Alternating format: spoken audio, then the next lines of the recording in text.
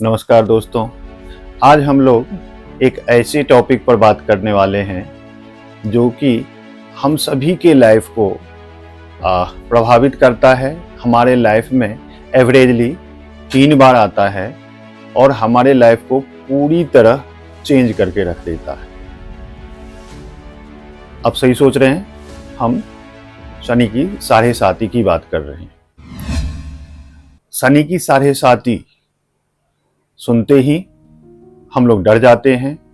आज हम लोग उसके एक एक पहलू पर विचार करेंगे और आप हर एक एक्शन का, हर एक एक्सप्लेनेशन का रीजन खुद ब खुद उसको देखेंगे, मैच करेंगे। वो मैच करते हुए आपको प्रतीत होगा। तो शनि की साढ़े साती ये है क्या? 7.5 साल का पीरियड है। इसमें एक एक राशि में शनि 3 राशि में गोचर करते हैं 7.5 के लिए। एक राशि में 2.5 साल के उनको लगता है एक राशि को क्रॉस करने में।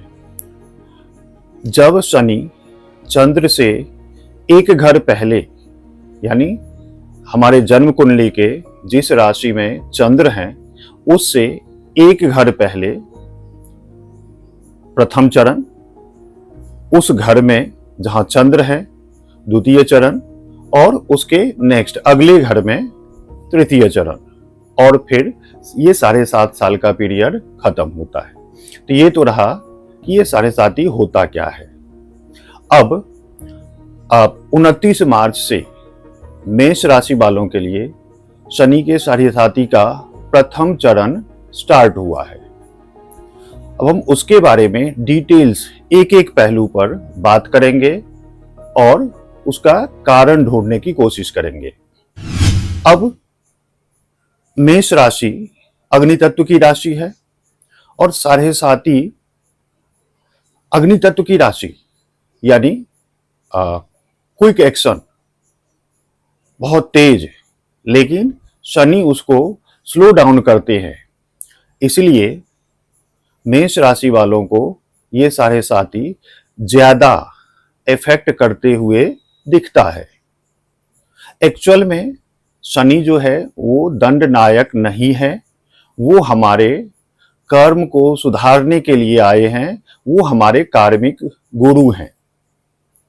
तो ये चीज अगर पहले से माइंड में क्लैरिटी होगी कि एक्चुअल में क्या होता है और उससे भी इंपॉर्टेंट ये क्यों होता है, तो फिर हम उसको अच्छी तरह से फेस कर पाएंगे और उसका हम बेनिफिट ले पाएंगे।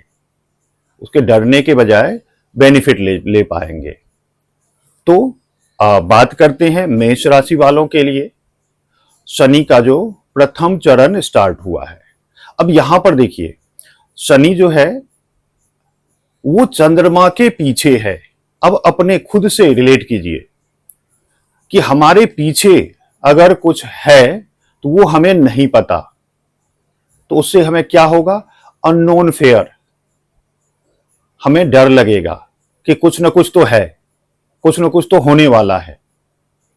तो एग्जैक्टली वही है कि जब चंद्रमा के पीछे है, यानी चंद्रमा के एनर्जी को वो पीछे से ब्लॉक कर दे रहे हैं, तो वो एनर्जी हम तक नहीं पहुंच रही है।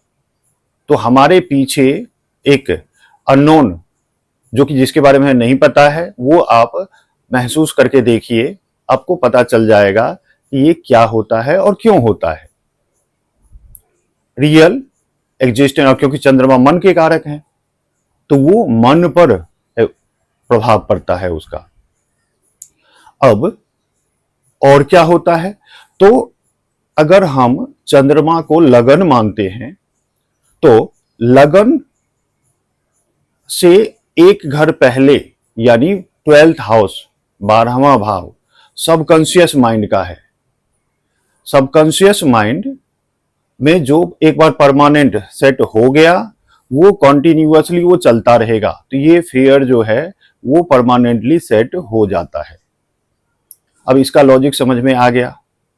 अब ये क्या हमारे लाइफ के लिए साढ़े साती जरूरी है?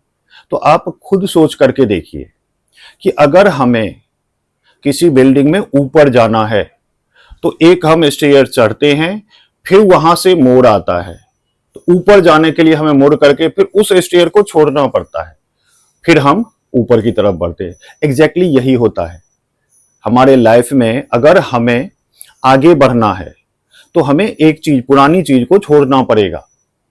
और शनि कहते हैं कि सबसे पहले तुम जिस चीज से अटैच्ड हो उस चीज को मैं छुड़वाऊंगा।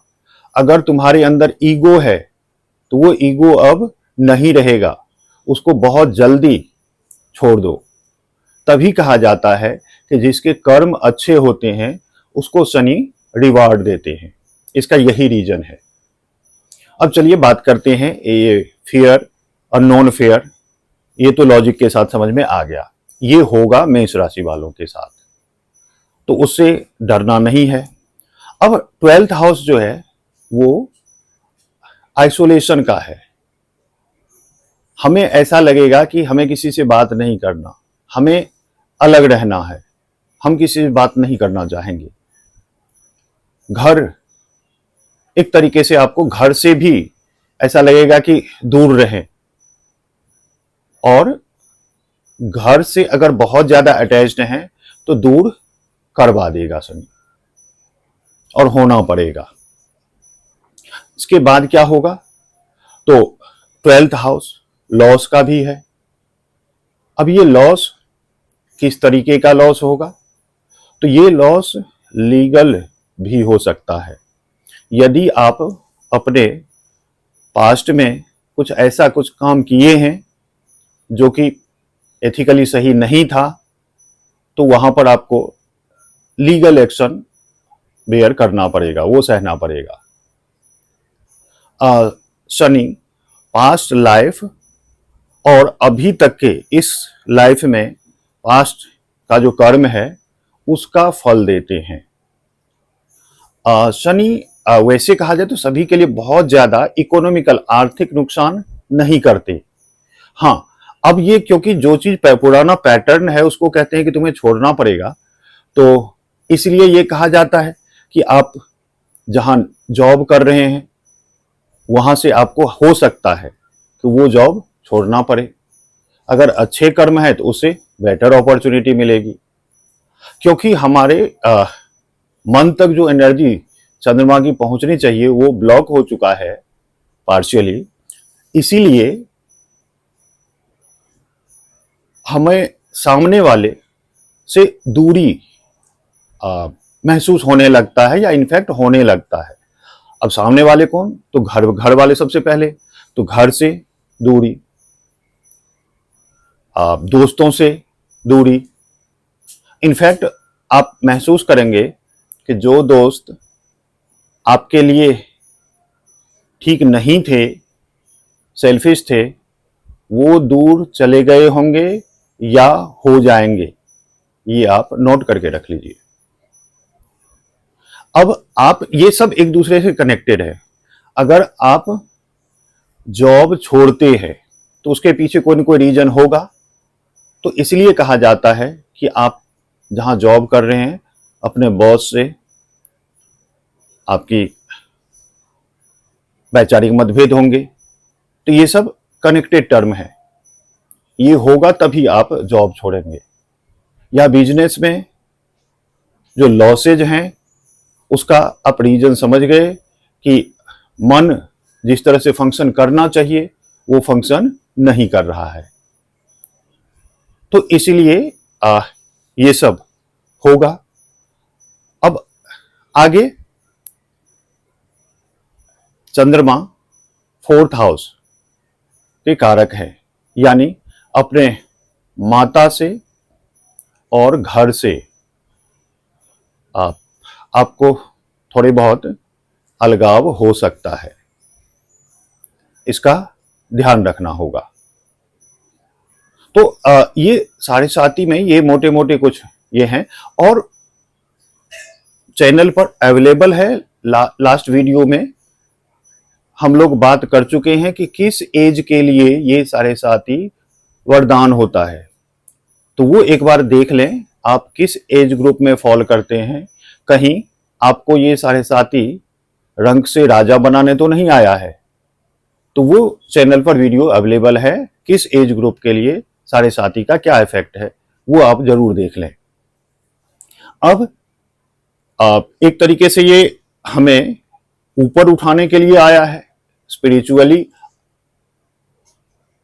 और बाकी कार्मिक तौर पर हमें ऊपर उठाने के लिए आया है।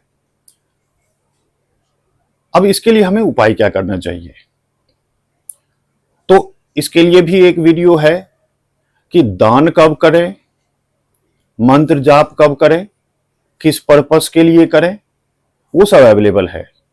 तो वो भी आप देख लेंगे। फिर भी आप जैसे आप जानते हैं, शनि से रिलेटेड जो वस्तुएं हैं, काले तिल, तेल, लोहा, इसका दान करें। ये क्विक रिलीफ के लिए है। अगर बहुत ज्यादा आप प्रभाव महसूस कर रहे हैं तो ये करें। लॉन्ग टर्म के लिए तो मेरा सजेशन होगा कि मंत्र जाप जरूर करवा लें, बहुत ज्यादा रिलीफ मिलेगी। अब कोई कहता है कि ये होता क्या है, अब मैं आपको एग्जांपल देता हूं क्या होता है। अब जैसे हम कहीं जा रहे हैं, एक्सीडेंट का योग है, अब किसी का सीवियर एक्सीडेंट हो गया और किसी के गाड़ी में थोड़ी सी खरोच लग गई, यानी उसका भी वो योग था, दूसरे का भी वो योग था, लेकिन जिसने उसका रेमेडी पहले कर चुका है, उसको उसके गाड़ी में खरोच लगी, वो निकल गया। तो उस टाइम ये फील नहीं होता है कि ऐसा क्यों हुआ, लेकिन उसका रीजन यही है। तो ये कर सकते हैं। शनिदेव ओल्ड एज, असहाय को रिप्रेजेंट करते हैं। ऑफिस में, बिजनेस प्लेस पर जो मजदूर हैं उनके साथ बातचीत सही रखें। तो ये कुछ अगर रेमेडी कर लेंगे और शिव जी को जल चढ़ाए। अब इसका क्या रीजन है, जल क्यों चढ़ाना चाहिए, ये हमें क्या करता है। तो एक तो हमारा डेली बेसिस पर जो होता है वो होता ही है। अब ये शिव जी के माथे पर चंद्र है और ये चंद्रमा का एनर्जी ब्लॉक है, तो वो क्या करता है, आत्मबल देता है। जो भी आप करते हैं उसके पीछे रीजन जरूर पता होना चाहिए। और मैं यहां ट्राई करता हूं कि कोई भी ऐसा इफेक्ट विदाउट रीजन मैं ना बोलूं, उसका लॉजिकल रीजन होना चाहिए जो कि हमें समझ में आने चाहिए। तो अगर ये वीडियो किसी के लिए हेल्पफुल हो तो ये हमारे लिए बहुत खुशी की बात होगी। नमस्कार।